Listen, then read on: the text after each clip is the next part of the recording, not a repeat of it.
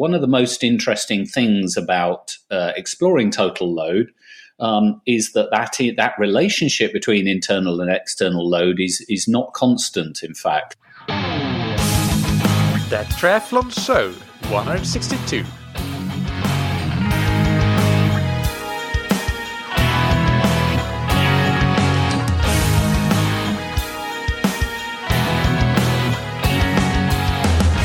Hey, what's up everybody, and welcome back to another episode of That Triathlon Show, the podcast presented by scientifictriathlon.com.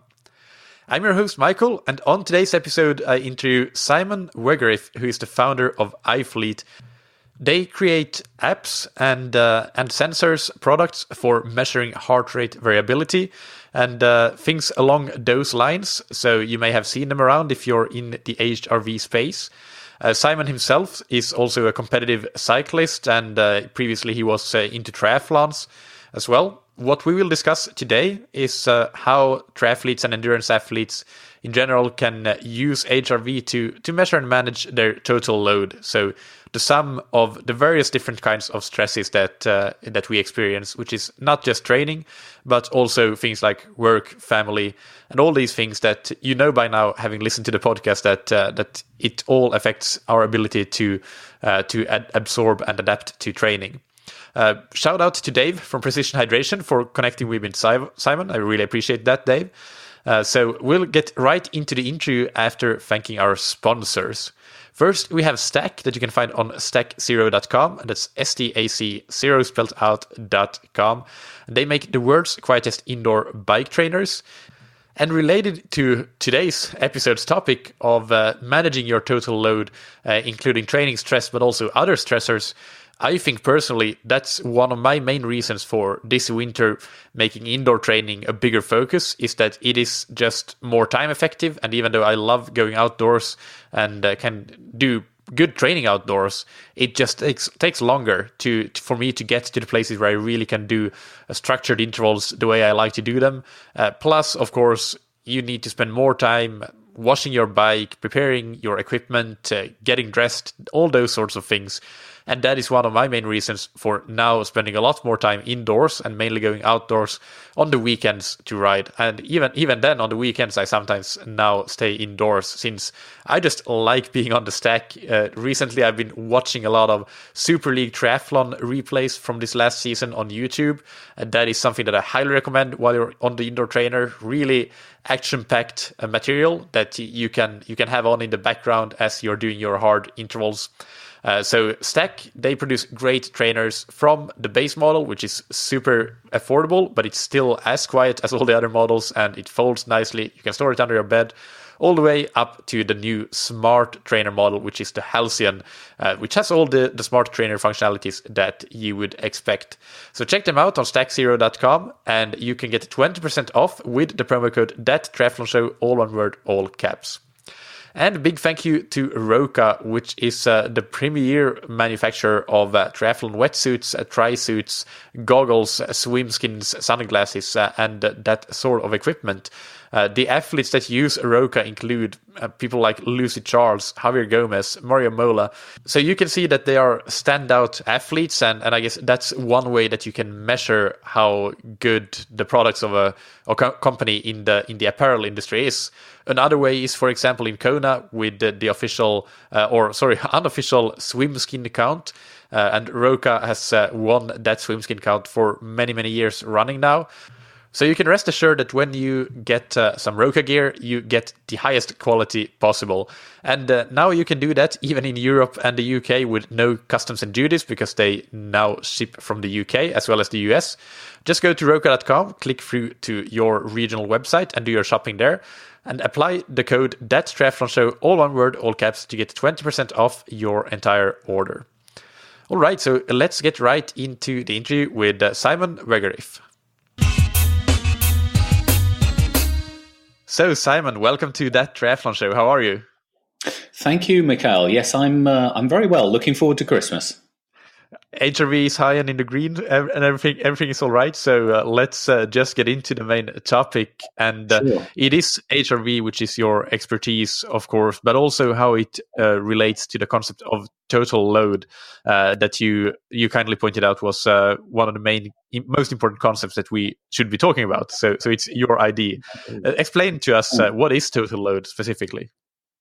Yeah, sure. So total load is the idea that in addition to the stress from your workout, so other factors such as your sleep, diet, mental stress, these all impact your body's ability to train, recover, and perform. And many athletes, unless they think about it, they don't really realize that factors such as work stress and travel directly impact their ability to train and subsequently perform well. So total load as a concept has actually been around for quite a long time, but early in 2016, the International Olympic Committee decided to put together an expert group to look at evidence that high total loads in sport were leading to high rates of injury and illness in competitors. And it resulted in a very good comprehensive two-part paper identifying and managing total load. So they concluded that measurement is important, but a number of factors were especially important to measure. So this included internal as well as external load. So the idea of trying to look directly at the stress on the body as well as the stress you're applying. And of course, the stress you're applying can be, TSS in the popular case of endurance training, other factors as well, and that. As well as, the day-to-day loading. Sorry to cut in here, but can you explain the internal and external load in a bit more detail? There is the external load always the stress that you apply, or just Yeah, sure. So yes, external load is the stress that you apply. So you might go do. For instance, probably the most famous example of an hour at your threshold, and that will generate a TSS of 100 by definition, and that will be a good example of quantifying the external load. And then the internal load is the stress that results in the body from applying that load.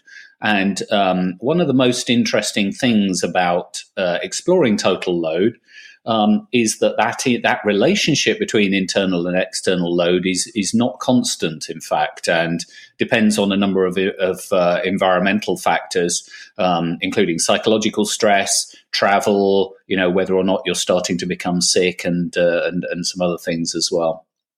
Okay, that's very interesting. So, with external load, then, do we always just consider training, and then it's the relationship of internal and external load that changes based on the other stressors in life, like your job, your family, nutrition, sleep, etc.?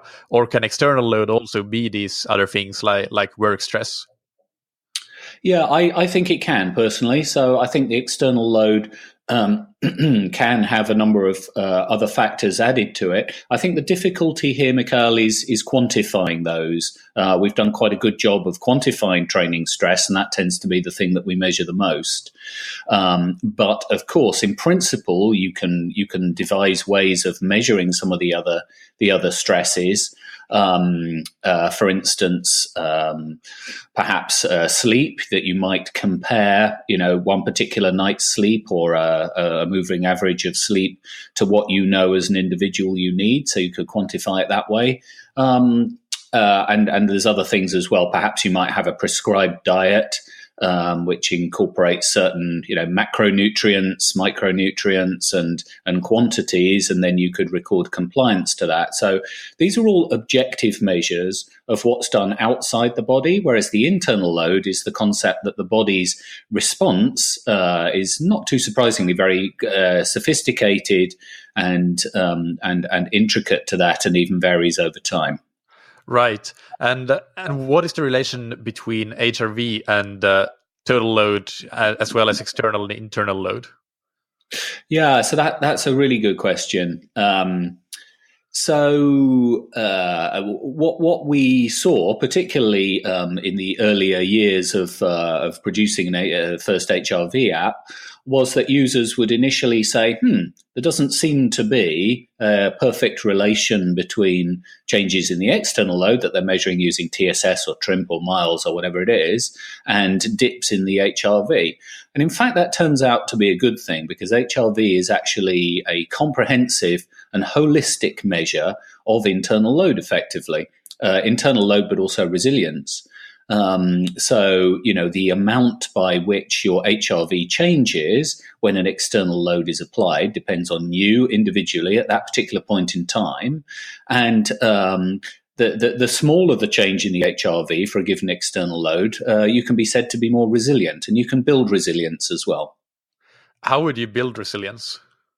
Yeah, so probably one of the best examples that our audience will be able to relate to is what we call long, slow distance training. So building an aerobic base, having a good aerobic base increases your HRV, so showing that your resilience has improved.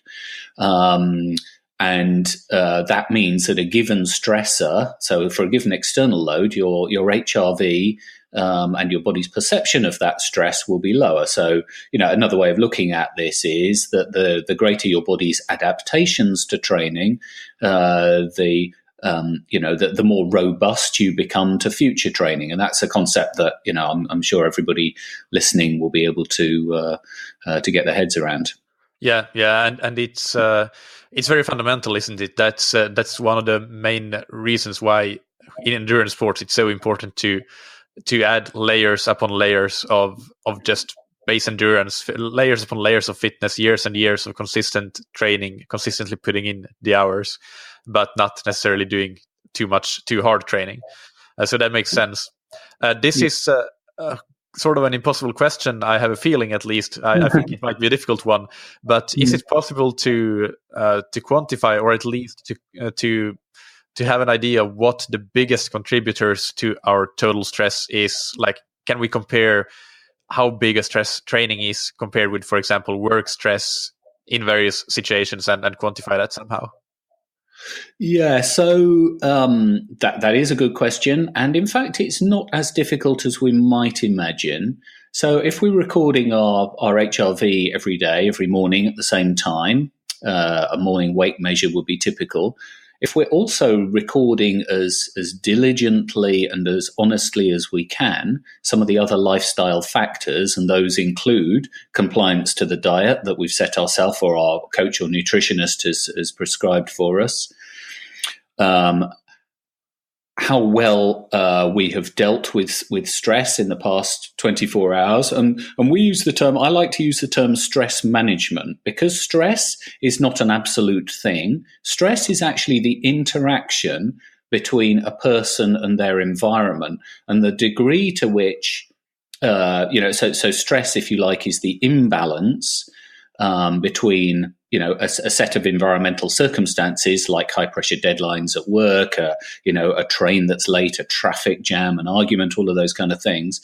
The internal response to that will depend on your resilience. It will depend on your sort of mental attitude and your values and a bunch of other things like that. So what we want to be able to do is to record our HRV every morning, but also simultaneously record metrics such as our dietary compliance, our sleep quality and quantity, our stress management capability, and some subjectives as well, like muscle soreness, mood, and fatigue, all of which are pretty important in assessing how we're going. And then we can do things like we can chart all of those variables simultaneously and try to visually identify trends. But increasingly, we can also harness the power of machine learning and artificial intelligence to do that work for us. And so if these things change and we do a good job of recording them, we can identify the most likely contributors to changes in HRV, which is the holistic measure. And have you done that sort of machine learning with the data that you've collected with your app, or has anybody done that in research, for example? Yes. So there are a couple of people that have done that in research, and we also do it actually in ithlete Pro. So there's a feature which was introduced this year called Simon Says, and Simon Says is an example of what's called an expert system. So it's a knowledge-based system that tracks all of those variables and tries to identify the most likely relationships between them, and then gives that back in the form of a speech bubble. So simple to understand text. And what typically comes up for, I guess, most of your users will be typical age group athletes in various, not just triathlon, but it might be CrossFitters or whatever they may be. But do you have any sort of general information about whether work or something else? Is that possible to see with your data? Yeah, so there does tend to be quite a tight relationship between stress management, because nearly all of us lead busy lives, and in fact, it's only the most cosseted professional athletes that don't have significant other stressors to training in their lives. So stress tends also to reduce our ability to sleep effectively, either because we're awake worrying or we're not getting as much deep sleep, especially the important first 4 hours as we might be. So it's stress that tends to lead to then poor sleep. And when we have poor sleep, it's well documented in research that we tend to make bad food choices. So, if people who've been sleep deprived are given the choice of a healthy fruit and muesli breakfast or donuts, they tend to go for the donuts because their body perceives that they need to stock up on readily available fuel sources in order to deal with the stress. Because, your body doesn't actually know what kind of stress it's under. All it knows is that when you're under stress, it's likely to need more glucose and glycogen in order to be able to perform fight or flight actions. This is actually that's an interesting comment, and we have seen this more and more in recent years, that people are talking about how stress equals stress, and it doesn't matter if it comes from training or outside factors. But is it really a 1-to-1 ratio? Or again, I think this might be maybe difficult to quantify, but can you talk about this concept that stress equals stress and how you see that? Yeah, personally, I don't think all stresses are equal. So there was a very good paper written, I think it was earlier this year, by Dr. John Keeley from University of Central Lancashire in the UK, where he basically tried to explode a little bit this model, which was originally created by a guy called Hans Seeley about 90 years ago, called the general adaptation syndrome. And it's still the model that's most commonly used. So, a stress is applied to the body. For a while, it becomes weaker. And then when the stress is removed, it becomes stronger and adapts to be a bit more resilient next time. But John Keeley is effectively saying that this model is way too simplistic, as neither our body's homeostasis or steady state nor our stress responses remain constant over time. And in fact, they vary with life experiences, biorhythms, and many other factors. And this is as Keeley himself points out, this is where HRV comes in, because it reflects the total internal load as perceived by the body. So the short answer is that probably the best we can do at the moment is to simultaneously measure the environmental factors and sources of stress we have in our lives, and look at the holistic indicator of HRV, which is has been shown in more than 10,000 research reports to be quite a good indicator of this, and for quite well-known evolutionary reasons to do with preparing the body for the fight or flight versus rest and digest reaction. That's probably the best we can do for now. All right, yeah. John Keeley is a past guest on the show, so I'll link to his interview in the show notes. We talked more so about periodization, but we did touch upon the stress concept as well, and I've actually read that paper that you referred to, and it is very interesting.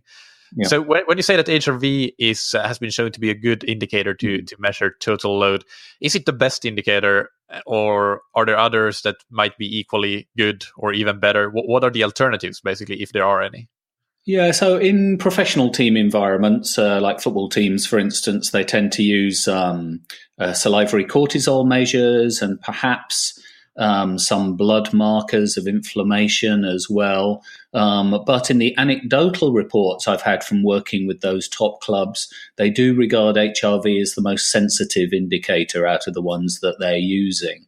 I think ideally, I think we would want to measure HRV. We'd probably want to measure blood glucose continuously, and perhaps adrenal family hormones as well, if we could do that, in a sort of non-invasive way, which was safe.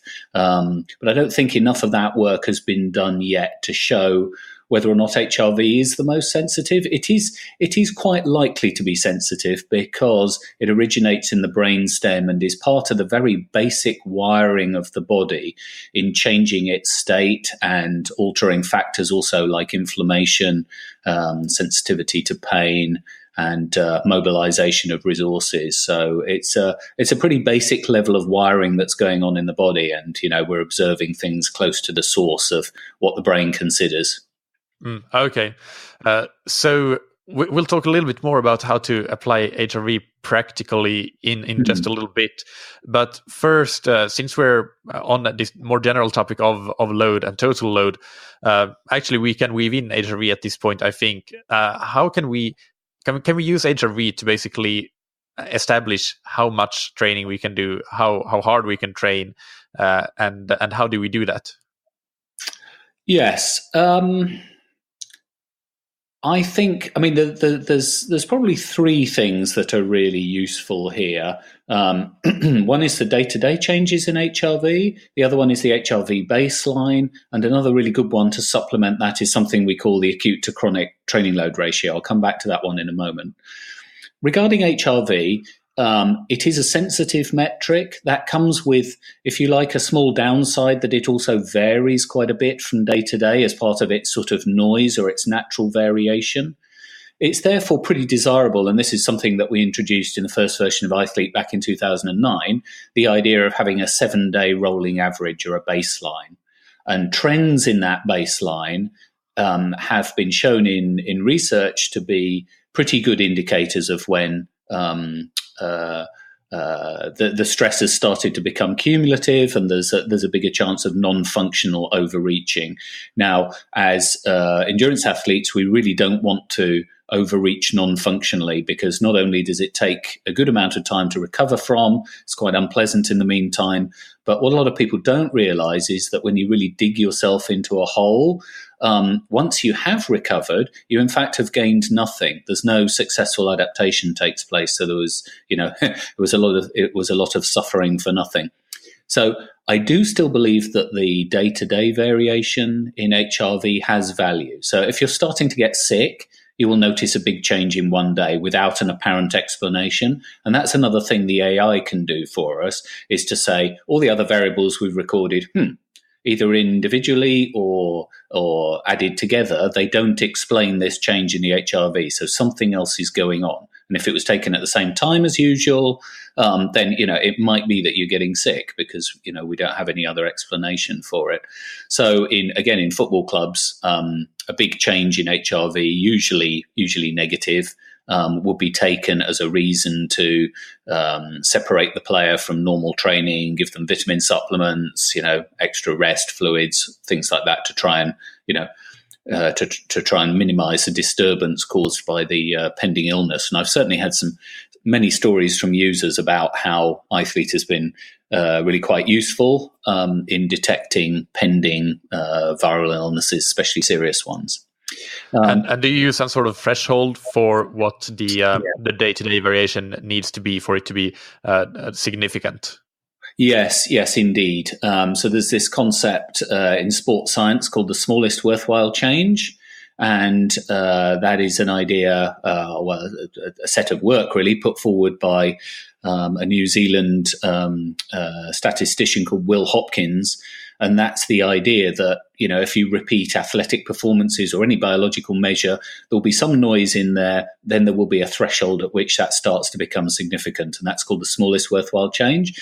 And for those interested in the maths, it's usually something along the lines of 0.5 of the times the standard deviation of a recent set of measurements. So if you've got a 7-day rolling average, and you take like a 7-day standard deviation, then typically you would say the first threshold for something being unusual will be 0.5 times the standard deviation.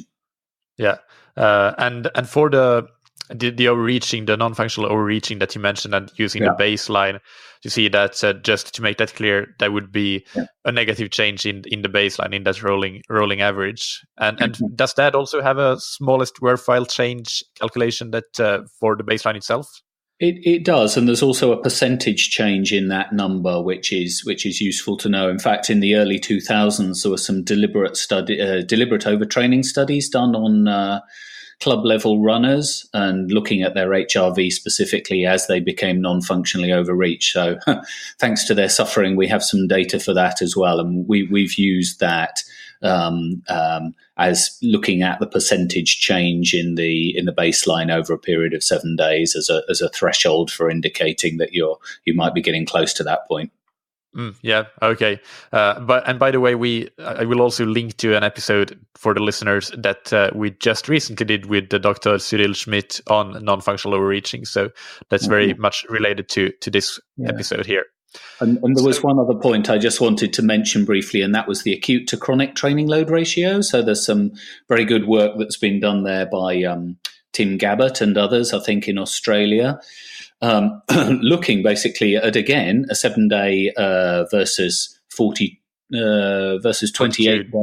day, or 42-day baseline of training loads, and looking at the ratio between the most recent week and the average of the past 4 or 6 weeks. And if that exceeds 1.2, then there is a chance of increased likelihood, particularly I think of soft tissue and musculoskeletal injuries, and over 1.5 a pretty high chance of that.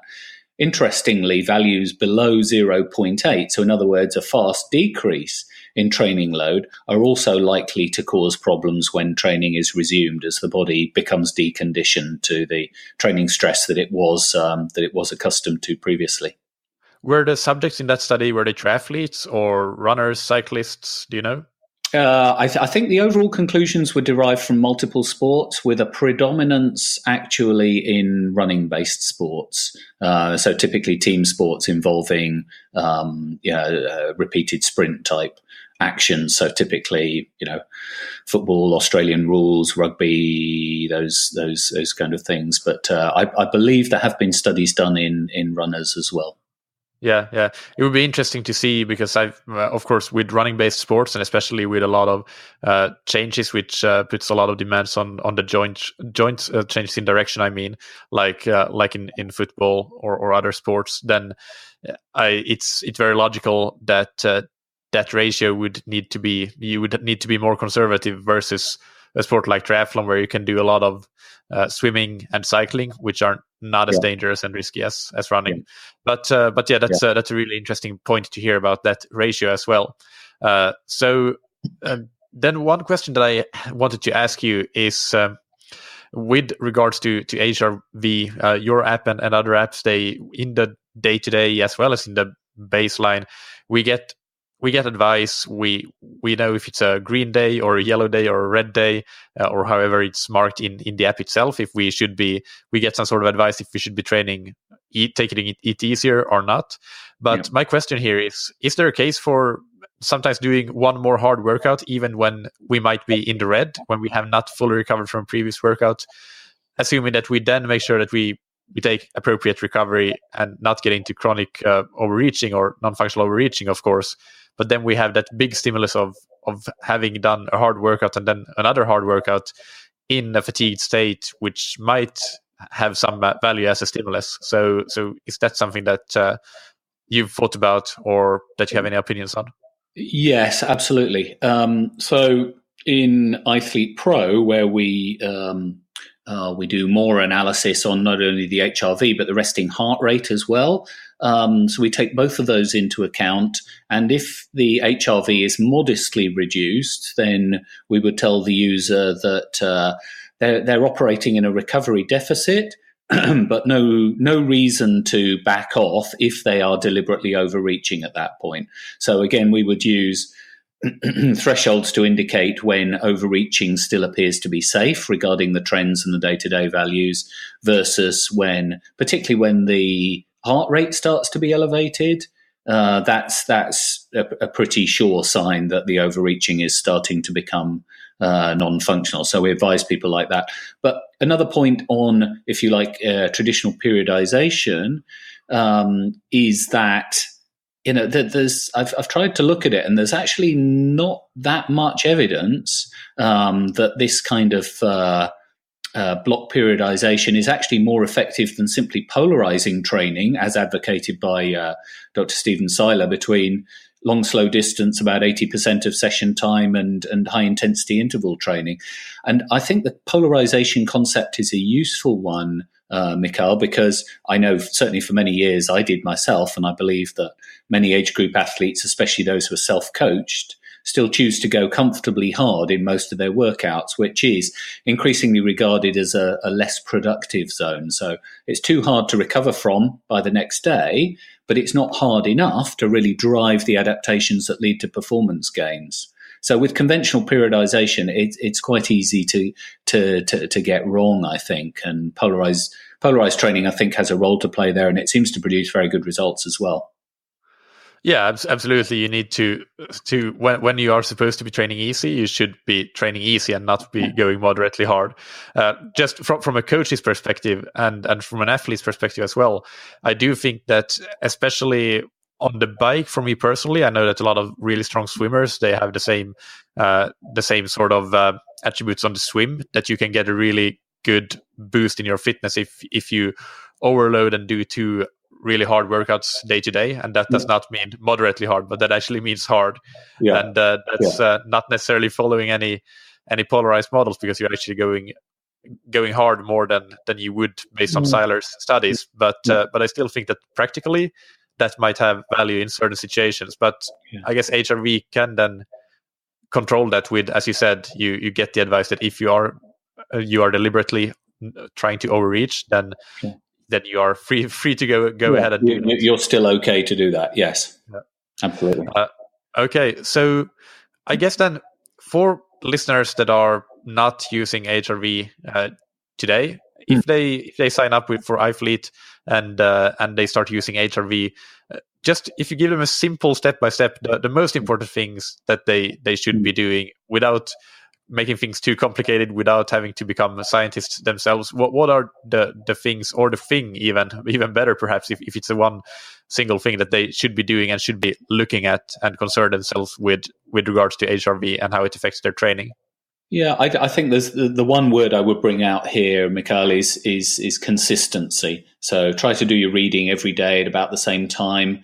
Do be diligent and honest as you can about recording the wellness metrics, because if you record the wellness metrics alongside the HRV, as we've discussed, it will help you identify those factors which are holding you back and allow you to make adjustments to your lifestyle, so that by reducing other areas of the total load, you've then got a bigger capacity for training whilst remaining healthy. So you manage within the total load, and record the metrics as well as you can with the HRV. And with the HRV, it's just important to be disciplined and use sensors and apps that have been independently validated as well, and that the sensors need to be in good condition. So a lot of people ask, can we use the Apple Watch? And there is a complicated process by which you could, but you're much better off having a dedicated sensor, because the information from it will be much more accurate. Yeah.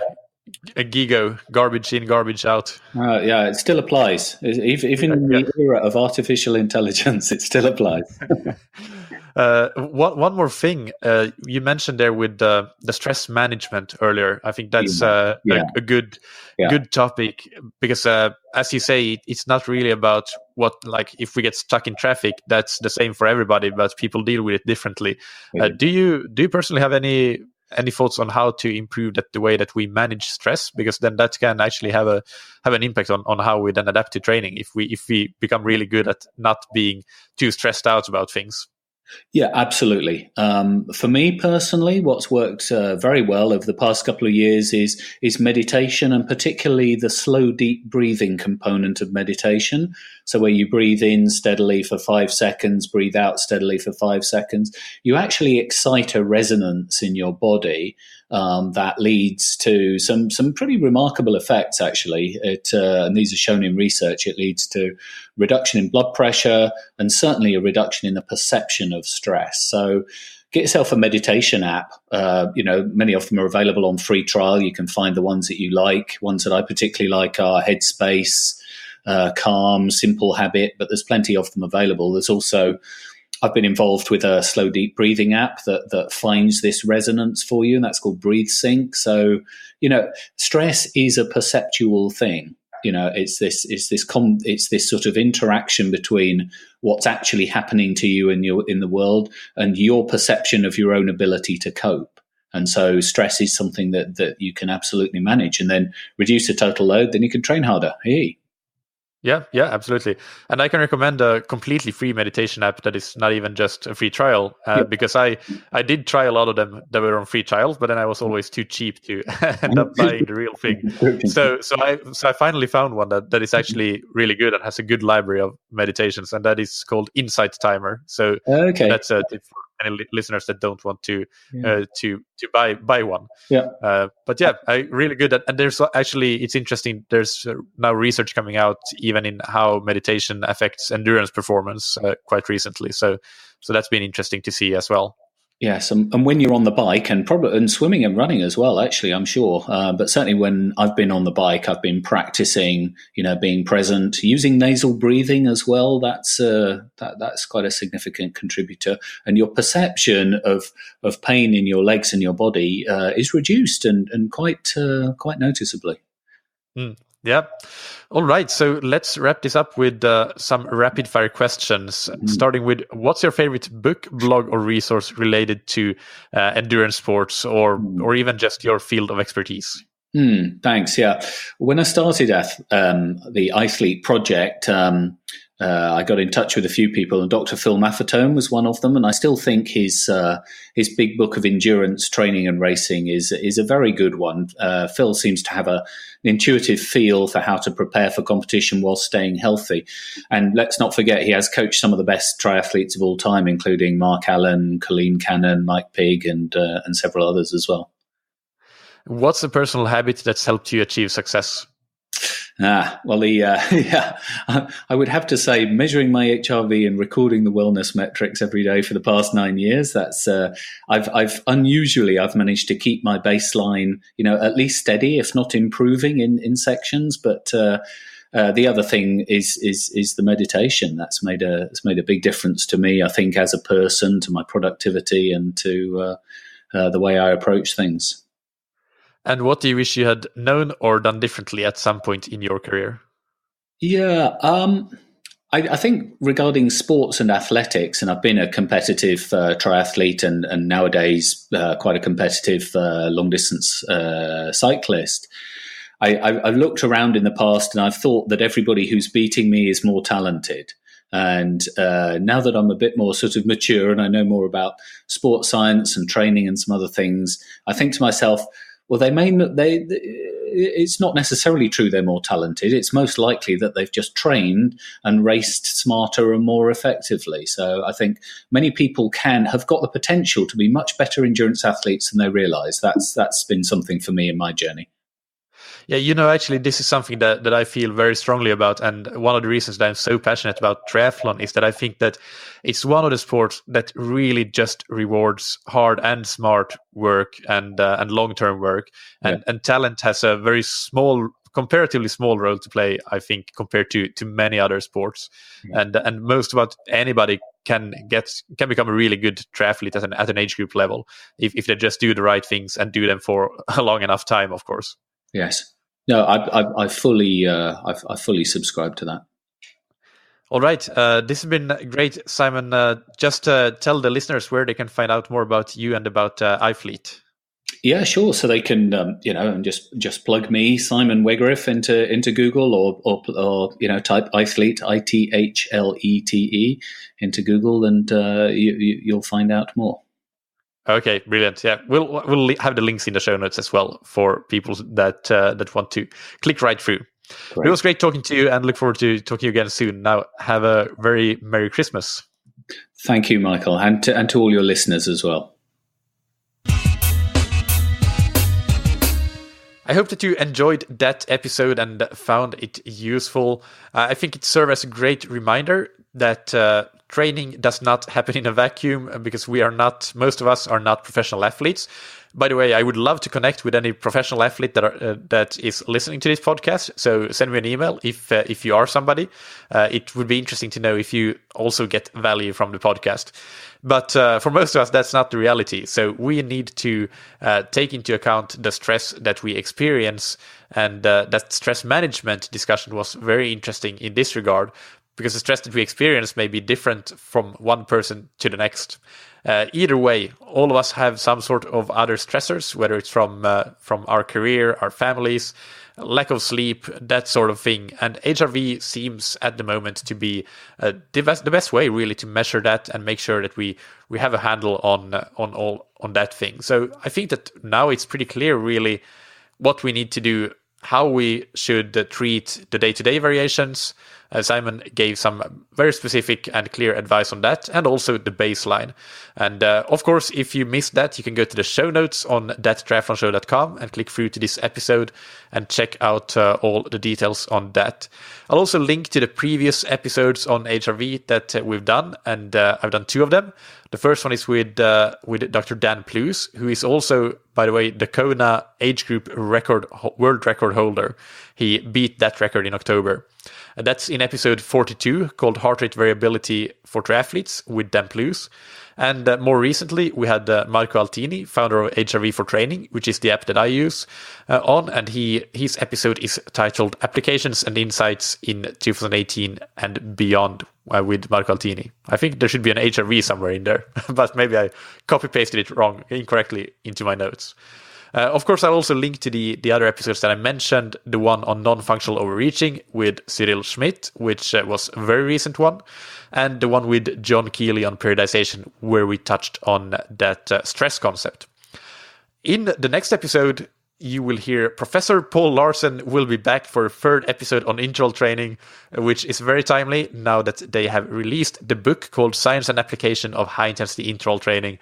I know these episodes were some of the most popular episodes of all time on the podcast, and I just love doing these interviews and digging deep into the details of intervals. And Paul is just a fantastic guest, so it's an honor to have him back on. I know that he's very, very busy with the book launch and also launching a course on high-intensity interval training now. So thank you for that, and I think we're all in for a treat. And as for going into 2019, we might already be in 2019 by the time that you listen to this, because this episode will be released on New Year's Eve, so you might not have time to listen to it on that day.